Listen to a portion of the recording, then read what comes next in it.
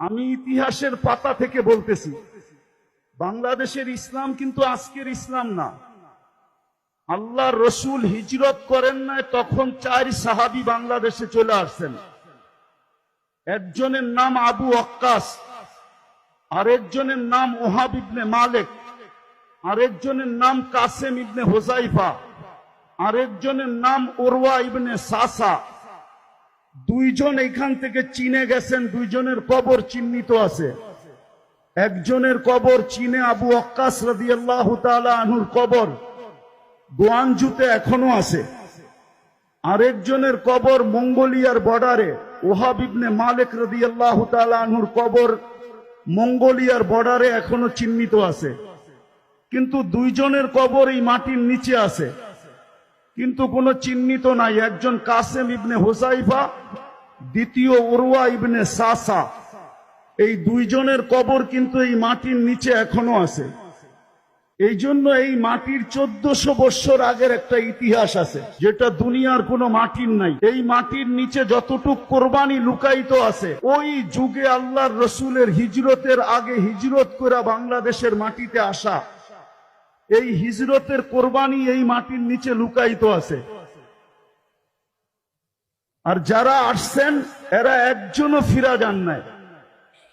শুধু একজনের ইতিহাস পাওয়া যায় তারিখে চীনের ভিতরে।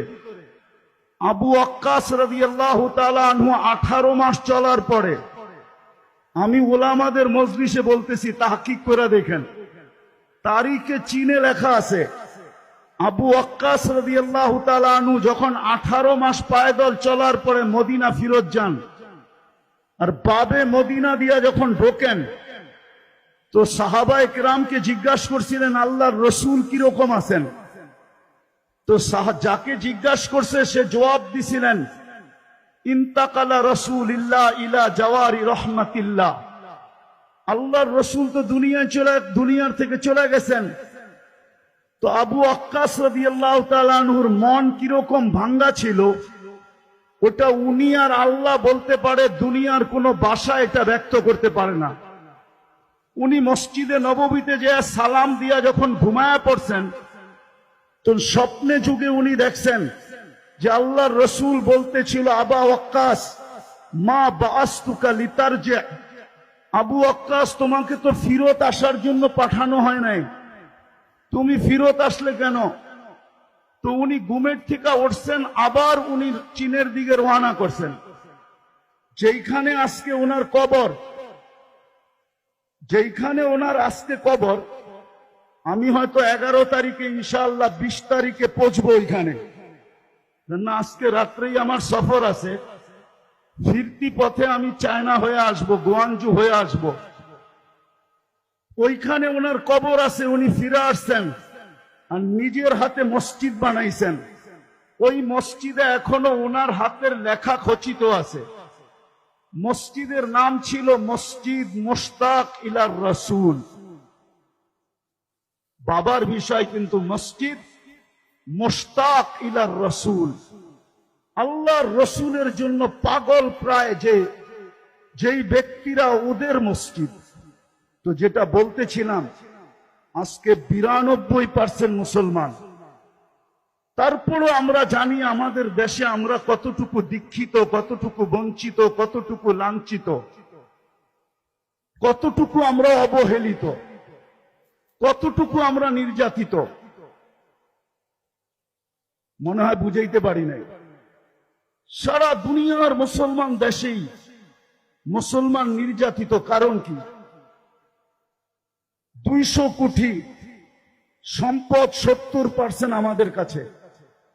দুনিয়ার তেল বলেন মুসলমানের কাছে, দুনিয়ার গ্যাস বলেন মুসলমানের কাছে, দুনিয়ার সোনা বলেন মুসলমানের কাছে, দুনিয়ার সবচেয়ে বড় টাকা মুসলমানদের কাছে। মুসলমানের চেয়ে বড় টাকা দুনিয়ার কারো কাছে নাই। 4 থেকে 5টা দেশ যদি এক হয়, তাহলে সারা দুনিয়া এরা কিনতে পারে। এত বড় টাকা মুসলমানের কাছে। দুনিয়ার সবচেয়ে বড় টাকা কুয়েতের কাছে, দুনিয়ার সবচেয়ে বড় টাকা ওমানের কাছে, দুনিয়ার সবচেয়ে বড় টাকা বাহরাইনের কাছে, দুনিয়ার সবচেয়ে বড় টাকা ব্রুনাইয়ের কাছে, তারপরও মুসলমান ঘৃণিত অবহেলিত কেন? আমার প্রশ্ন বলতে পারেন, কথা বলার ঢংও বলতে পারেন। আমার বিশ্বাস, এটা আমি মনের থেকে বিশ্বাস করি, আমার উপরে যে কেউ আঙ্গুল উঠাইতে পারেন তাতে কিছু আসে যায় না, বিরুদ্ধে লিখতে পারেন তাও কিছু আসে যায় না, কিন্তু আমার মন বলে, আমার তাখাইয়ুল বলে রাসূলুল্লাহ সাল্লাল্লাহু আলাইহি ওয়াসাল্লামের আদর্শের কারণে, যাকে আল্লাহ আদর্শ বানায় পাঠাইছেন, লাকাদ কানা লাকুম ফি রাসূলিল্লাহি উসওয়াতুন হাসানাহ, যেই হেদায়েতের চাওয়া আমরা প্রত্যেক নামাজের ভিতরে চাই, সূরা ফাতিহা ব্যতীত যেই নামাজ হয় না, যার ভিতরে মৌলিক বিষয় হলো ইহদিনাস সিরাতাল মুস্তাকিম। আমি মাদ্রাসার ছাত্রদেরকে বলতেছি, তোমরা একটু ভালোভাবে আমার কথাটা চিন্তা করো, ঠান্ডা মাথায় চিন্তা করো।